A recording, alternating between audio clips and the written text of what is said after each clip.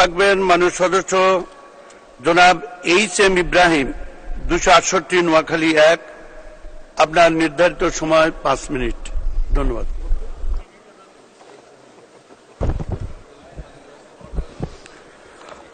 বিসমিল্লাহির রহমানির রহিম। আসসালামু আলাইকুম। মাননীয় স্পিকার, আপনাকে আন্তরিক ধন্যবাদ। মহামান্য রাষ্ট্রপতির ভাষণ সম্পর্কে আনিত ধন্যবাদ প্রস্তাবের উপরে আমাকে আলোচনার সুযোগ দানের জন্য আপনাকে ধন্যবাদ। মাননীয় স্পিকার, শুরুতে আমি স্মরণ করছি বাংলাদেশের রূপকার স্বাধীনতা স্থপতি ও জাতির পিতা বঙ্গবন্ধু শেখ মুজিবুর রহমানকে শ্রদ্ধাভরে স্মরণ করছি।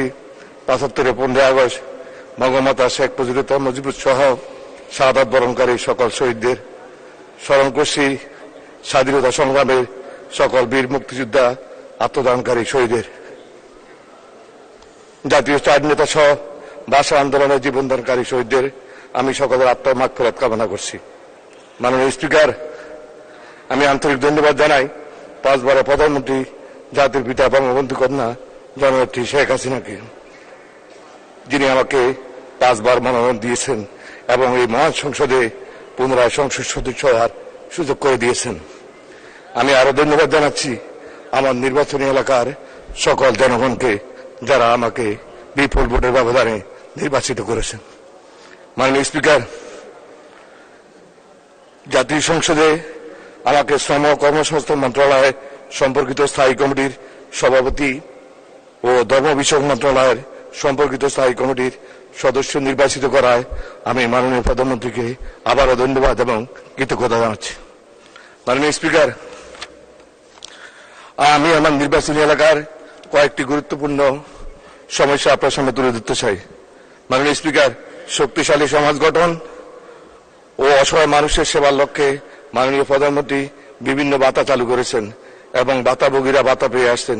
কিন্তু আমার নির্বাচনী এলাকায় বিভিন্ন ভাতাভোগীরা তাদের ভাতার টাকা নগদ এজেন্টের মাধ্যমে পেতে সমস্যা হচ্ছে। হ্যাকাররা অনেকের টাকা নিয়ে যায় বলে অভিযোগ হয়েছে। এই বিষয়ে আমি মাননীয় মন্ত্রী মহোদয়ের দৃষ্টি আকর্ষণ করছি। মাননীয় স্পিকার, আমার নির্বাচনী এলাকায় যে সকল বিধবা মা বোনরা ভাতা পেয়ে থাকেন, যা বরাদ্দ দেওয়া হয় সেটা অপ্রতুল্য। আমি মাননীয় মন্ত্রী মহোদয়ের দৃষ্টি আকর্ষণ করে বলবো আমার নির্বাচনী এলাকায় আরো কিছু ভাতা বাড়িয়ে দেওয়ার জন্য।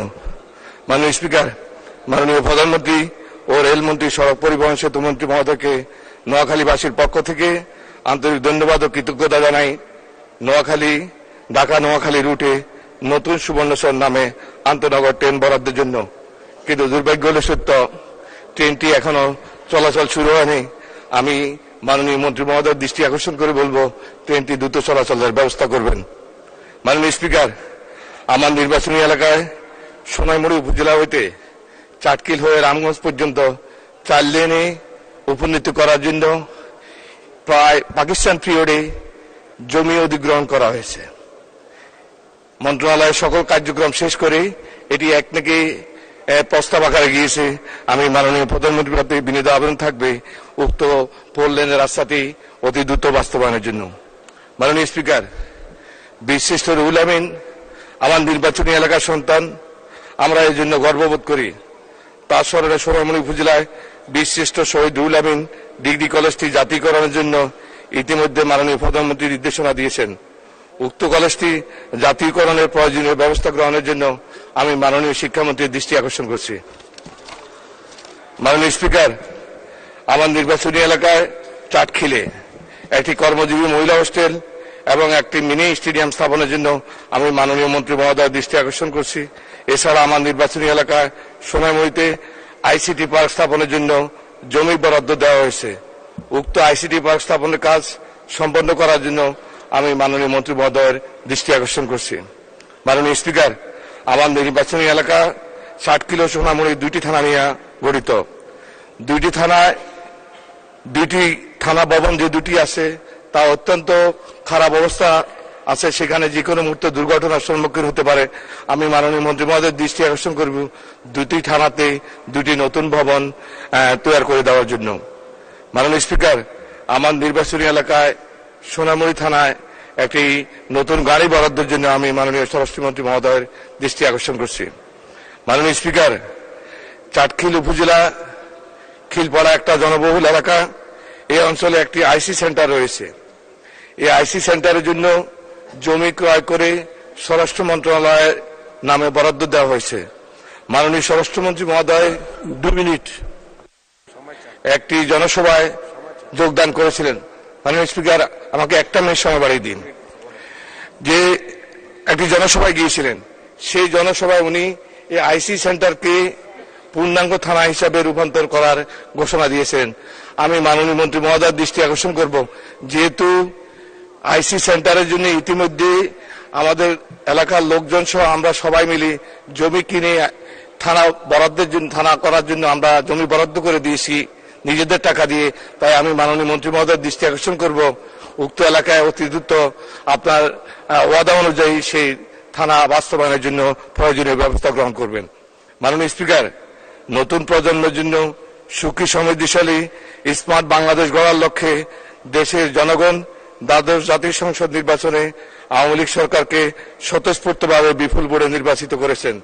আমি আশা করি মাননীয় প্রধানমন্ত্রী, জাতির পিতা বঙ্গবন্ধু কন্যা জননেত্রী শেখ হাসিনার সুযোগ্য নেতৃত্বে বাংলাদেশ এগিয়ে যাবে, তার কাঙ্ক্ষিত লক্ষ্যে পৌঁছতে পারবে বলে আমি বিশ্বাস করি।